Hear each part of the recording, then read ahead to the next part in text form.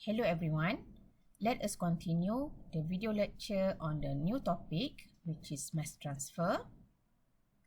As a chemical engineer, you are going to deal with mass transfer that occur in distillation, absorption, liquid-liquid equilibrium and also membrane processes.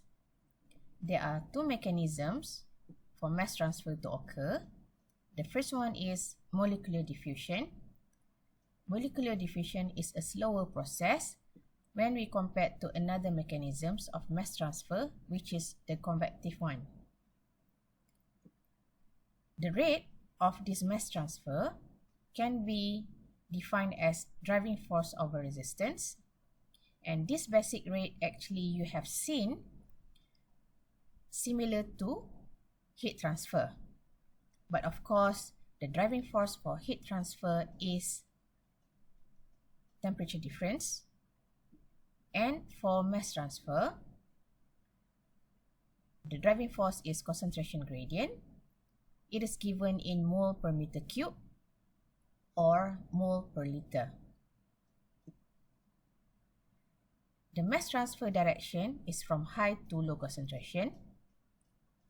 So if you remember, the heat transfer, it occurs from high to low temperature.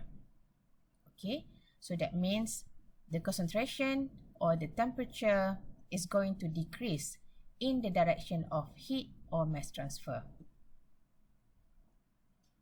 The resistance here for mass transfer is defined as the distance for the mass transfer to occur, and this can be given in meter. By considering this both, the molar flux can be written using this equation. So this is actually the equation of Fick's law. Okay, so for this equation we have molar flux. It can be written as J A star or N subscript A. The unit of molar flux is mole per meter squared second. And we also have DAB. The DAB is defined as diffusivity coefficient. The unit is meter squared second. Then we have the driving force itself, which is the concentration gradient. So the subscript A here represent the solute A or component A, and the DZ here represent the distance.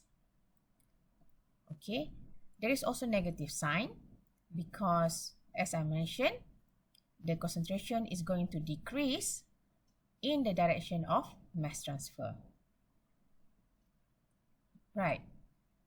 Next, we have rate. So what is the difference between molar flux and molar rate? So here you can see that the symbol, instead of an A, we have bar on top. Okay, and the unit is mole per second. So what is the relationship between rate and molar flux? So you can get that by multiplying with the area. Okay, so if the molar flux that has the unit of mole per meter squared second, you multiply with area that has the unit of meter squared, the meter can be cancelled out to leave the rate with the unit of mole per second. Okay, so this is the relationship between molar flux and also molar rate.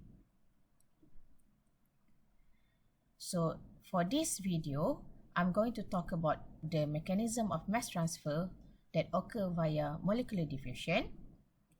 The mechanism of convective mass transfer, I will explain that in the next video.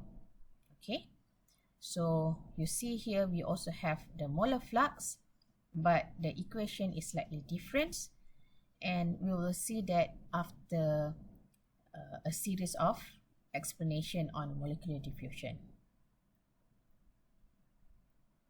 To inform you or to explain to you the molecular diffusion, I will use this diagram. Okay, so in this diagram, it will describe the diffusion of component A, okay, where the concentration of component A is given as mole per meter cube or mole per liter. So the movement of component A here is the movement of the molecule or solute. For instance, if you are going to have sugar molecule, so it can be represented by glucose as the smallest unit of sugar. Then the pathway for the diffusion is between 2 points, as we can see here. So let's say this is the container, and let's say this is the sugar in solution. Okay, sugar molecule in solution. So you have the concentration of sugar at the bottom of container with high concentration, and at the bottom of container you define that as position 1. Okay, and the top of container as position 2. So the sugar solution in this case is dissolved in component B. Okay, the component B here can be water because sugar is dissolved in water to make the sugar solution. So water here is component B and also can be considered as medium. Okay, so water is a liquid. So actually the medium for diffusion, it can occur in 3 phases, either in gas or liquid or solid. Okay, so it is not only for liquid water or as a medium, it can also occur in gas and solid. So for gas, for instance, we have the diffusion of dirt in air. Okay, so air here is the medium for gas. For liquid, we have sugar molecule in water, the one that I have explained just now. And for solid, okay, the membrane here is the medium where the protein can be filtrated through the membrane. Now let us focus on our example here that we have sugar solution. Okay, so before the diffusion occur, so we have very high concentration at the bottom. So when the diffusion occur, okay, so this is the path. So the sugar molecule will move from XA1, which is from high concentration, to the low concentration XA2. So here in this case, you see that the sugar molecule move upwards. And actually you can assume that the medium, which is water, did not move at all. Only the sugar molecule which is moving. In that case, we can consider that the case here is stagnant B.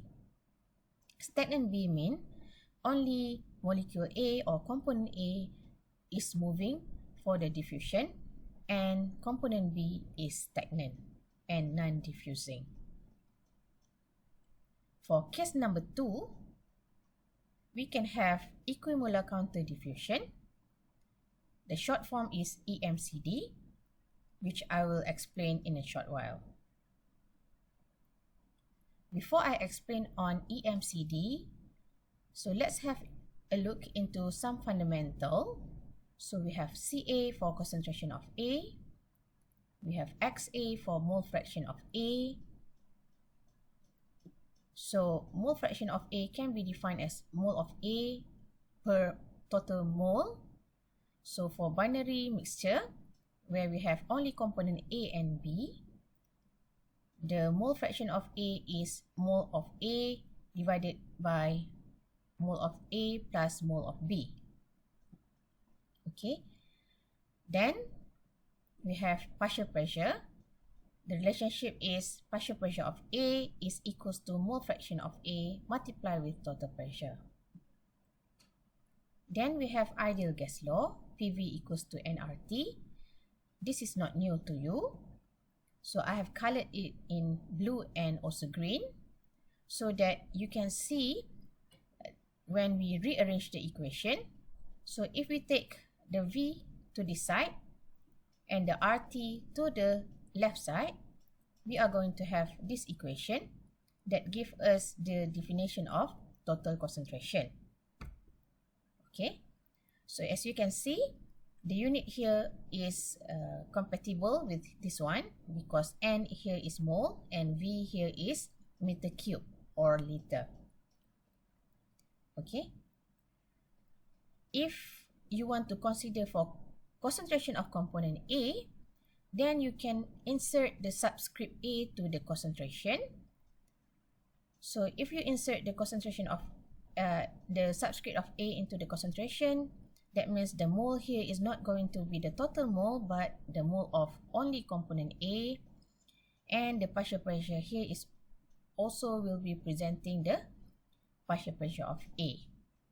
Okay, so this is the relationship between total concentration as well as concentration of that particular component with respect to ideal gas law.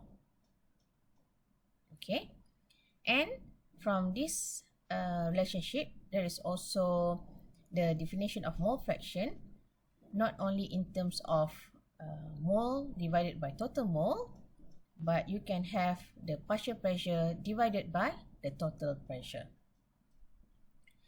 So please take note that this fundamental is very important for you in order to express the molar flux or molar rate in different expression. You can express your molar flux in terms of concentration gradient. You can express it in terms of mole fraction, and you can also express it in terms of partial pressure, which we are going to have a look in a short while. Okay, so not to be forgotten, this is also another definition of mole fraction, which is Ca over C, the concentration of component A over the total concentration. Next, we want to further look into Fick's law. So here we know that in the previous heat conduction, where we have Fourier's law can be integrated. So can we do the same for Fick's law?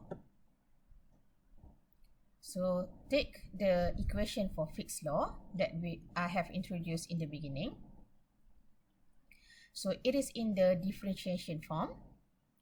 The difference in concentration of component A over the distance.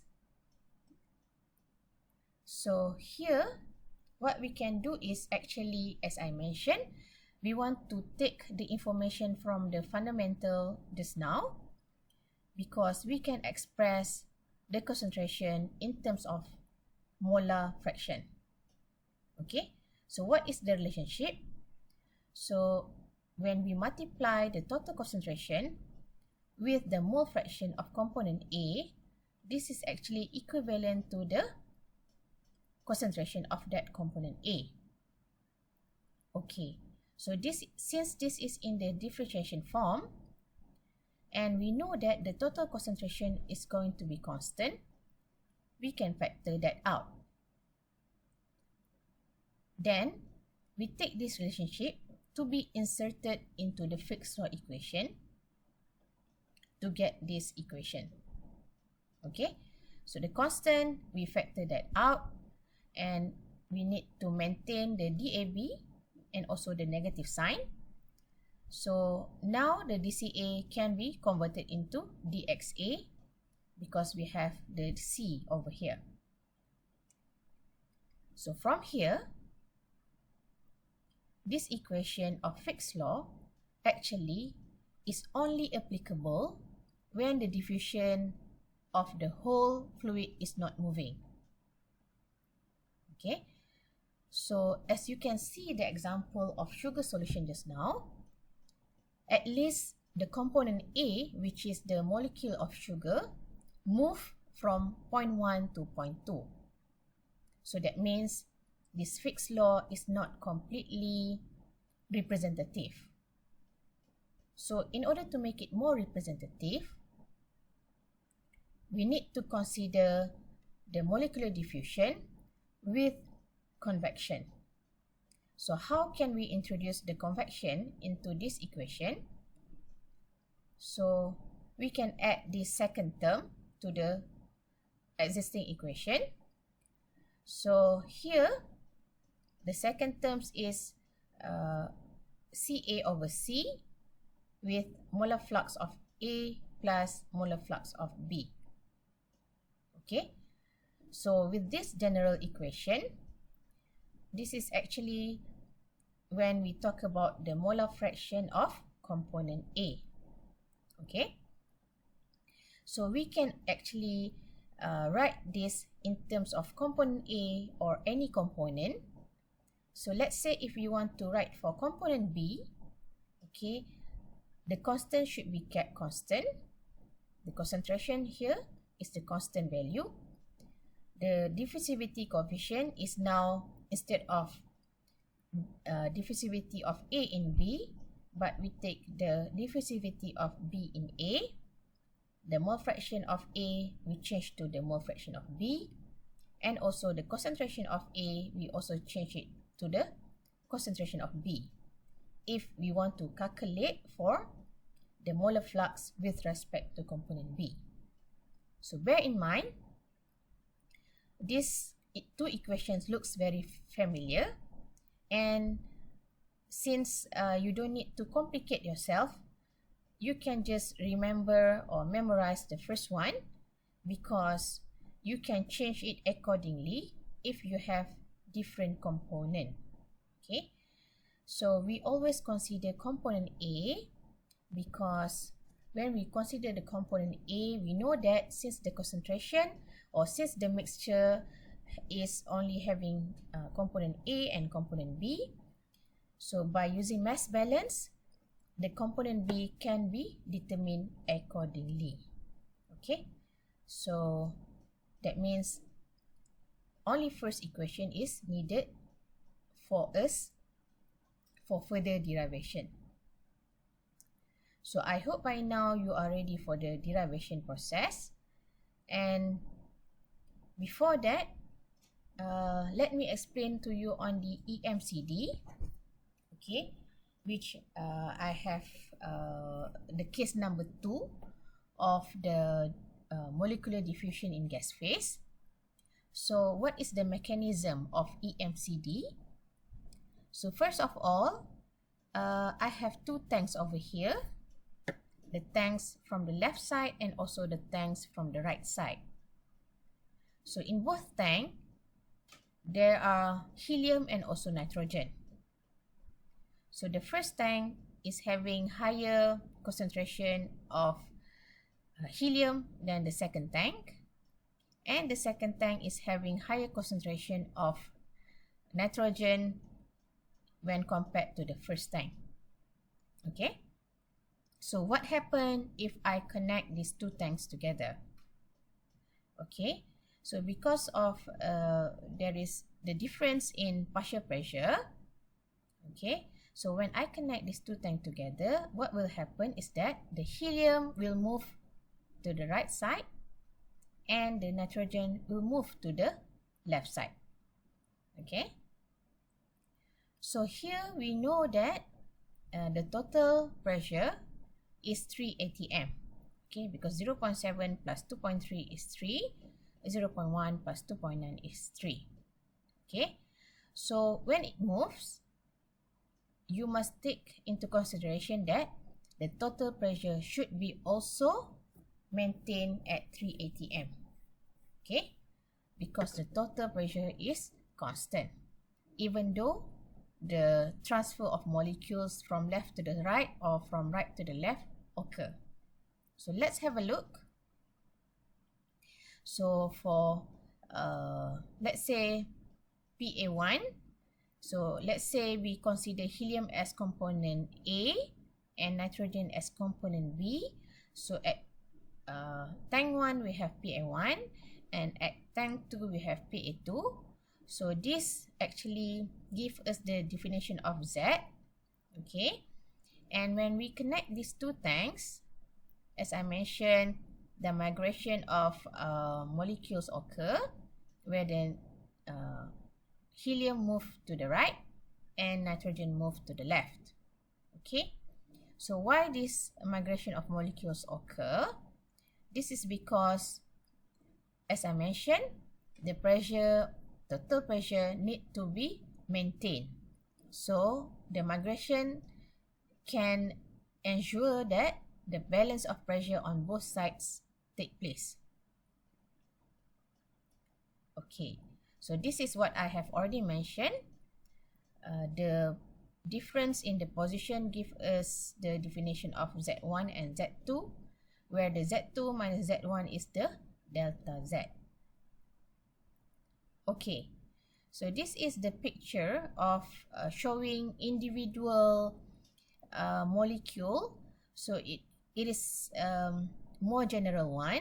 Instead of helium or nitrogen, we can have any gas A or gas B.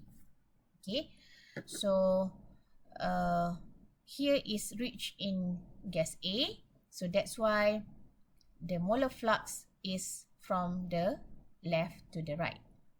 Okay, for component A, and for YB, since the right side is rich with concentration of B, so the movement or the direction of component B will be from the right to the left. Okay, so that's why we name it as counter diffusion, because the direction of component A and component B, not only that component B also move, but it move in the opposite direction of component A, and it move with the same molar concentration, okay, or equimolar volume. Okay, so this is the reason why we give the name EMCD. Okay, as I mentioned, why the movement occur? Because we need to ensure that the total pressure is constant. Okay, so that means the net mole of helium or the net mole of gas A that diffused to the right is going to be the same of gas B or mole of N2 diffused to the left. By considering this definition, NA is equals to minus NB. Okay, so minus here is showing that the opposite direction of diffusion has taken place. Okay, so for molar flux JA star, so this is the equation, which is negative DAB equals to DCA over DZ, and this is going to be equals to minus JB star. Okay, so if we have minus JB star, so the minus here should be included, and then the equation is, instead of diffusivity of A in B, for JB star we have diffusivity of B in A and the difference concentration of component B for the given path. Okay, note that not only the total pressure is constant, but also the total concentration is going to be constant. And of course, we have only two components, so that's why concentration of A plus concentration of B is going to give us the total concentration. So this equation can be differentiated. Okay, so since C is total concentration is constant, you can only differentiate DCA and also DCB. So if you take the CA to the left, you are going to get DCA is equals to minus DCB. Okay, but okay, so here you see that NA is minus NAB, JA star is minus J star B, DCA is minus DCB. But the diffusivity of AB is equals to diffusivity of B in A. So we don't need to add minus sign here, because AB and BA is already indicating that the counter diffusion. Okay, the sign is already taken into consideration. So that's why you don't need to add extra negative sign over here. Alright, so now we can do the derivation. In order to do derivation, so let's have a look into the scenario of EMCD. So we know that by definition, NA is going to be negative NB. Okay, so we are going to start the derivation using this equation. Okay, so while using this equation, if you remember in the previous slides, this is the general equation for diffusion that consider the convection. Okay, so here you can simplify this equation. So you can equate this NB with negative NA. So what will happen? Okay, if you include NB as equals to negative NA, you can of course cancel this out because NA minus NA is equals to 0. So the second term will be 0. Okay, so equivalent counter diffusion, the second term is 0. Then we can have only the first term of the equation remains, and as I said just now, you can integrate this. So here, if you still remember the heat transfer or heat conduction, at first what you need to do is you need to rearrange the equation. So the dz goes up, so you have dxa only on the right. Okay, so after that, the constant you factor out from the integration limit. Okay, and what is our integration limit? Of course, the integration limit is our boundary condition. So for dz, we have z. When z is equals to z1, you have x equals to xa1. Okay, when z equals to z2, you have x equals to xa2.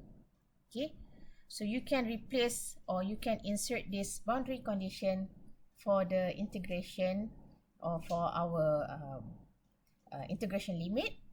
Okay, and then here this is quite straightforward integration, because when you integrate dz, you are going to get z, and when you integrate dxa, you are going to get xa. Okay, so for z, when you replace the value for the boundary condition, you are going to get z2 minus z1, and here you have you are going to have xa2 minus xa1. Okay, so this is something very familiar like heat conduction, but of course you just use different symbols for mass transfer, okay, to represent the physical meaning of concentration difference and also path. The next is of course to rearrange or to further simplify the equation. So you can pause this video and solve by yourself, and then after that you can check your answer with me. So this is going to be the answer. So z2 minus z1, you are going to rearrange and put that to the left. Okay, so this is what you are going to get. And since this is negative, so you change, instead of xa2 minus xa1, you change it to xa1 minus xa2, okay, to cancel out the negative sign here. So this equation looks very familiar, right? Because this is the equation which is similar to Fourier's law derivation for heat conduction. Okay, so note that this is the first equation for molar flux, and this is expressed in terms of mole fraction. Okay, can we use this equation for stagnant B, which is the case 1? No, we cannot, because this equation is only applicable for EMCD. Okay, for EMCD.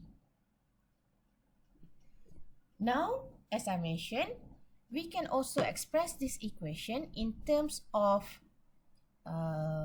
concentration difference or partial pressure. So please recall the relationship between total concentration, which is C, with the relationship from ideal gas law. Okay, so PV equals to nRT, right? And mole fraction, what is the relationship for mole fraction? So we have mole fraction is partial pressure of A over total pressure. So you know that if we want to express this equation in terms of partial pressure, this is also possible by using this relationship. So before we do that, we do the differentiation for XA. Okay, so since XA is not constant, you can differentiate that. So P, total pressure is constant, so it stays as P, but the partial pressure of A can be differentiated. So that's why we have dXA equals to dPA over P. Now, take that relationship and insert into this equation. So this is what you are going to get. Okay, so C is P over RT. Okay, sorry, so this relationship actually not putting in this equation, but putting in this equation after you simplify that. Okay, so negative, you maintain negative. C is equals to P over RT. DAB can be maintained. So dXA over dZ is you take this relationship, which is dPA over P times dZ. Okay. Then you can cancel out P. And this is the equation after you have cancelled out P. And now you can integrate this equation. Again, to integrate this equation, you know that the dz should be transferred to the left and dPA maintained at the right side. And then you give the limit for this integration. So the boundary condition is the limit for this integration between Z1, Z2 and PA1 and PA2. Okay, pardon me. So here instead of X, you should write that as PA. Okay, so PA1 and PA2 as the integration limit. And of course, this is also quite straightforward. So you are going to get Z and PA. And for Z, you are going to have Z2 and Z1. Okay, and when you move it over here and you try to cancel the negative sign, so instead of PA2 minus PA1, you have PA1 minus PA2. Okay, so now this is the equation for EMCD that you express in partial pressure instead of mole fraction. Okay, so this is only for EMCD and not applicable for stagnant B. So I hope you are clear with that. Next, I want to recap the equation. Okay, so if you still remember, you are going to have an A as the mole flux, and you are going to have the C, which is the concentration, the diffusivity, the difference in mole fraction over the distance. So if you want to express in terms of partial pressure, so from the derivation just now, so this should be the equation. Okay, so the next is you can also express it in terms of concentration. So to express in terms of concentration, again, you need to recall the fundamental. So for a concentration of A at 0.1 and 0.2, if you divide with the total concentration, you are going to get mole fraction at 0.1 and also at 0.2. Okay, so now you can take this and insert in the mole fraction equation. Okay, and the C here you can cancel out with the factor C outside. So you get this simplified equation. And if you take the diffusivity of A and B to the left side, so this gives us the driving force over resistance equation. Okay, so this is the equation that match our basic equation for rate of mass transfer just now. So I hope you are clear with the derivation of EMCD. I will explain to you on the derivation of stagnant B in the next video. Okay, so of course, for stagnant B, the one that you need to consider is NB is equals to 0, and that derivation I will share in the next video. Thank you.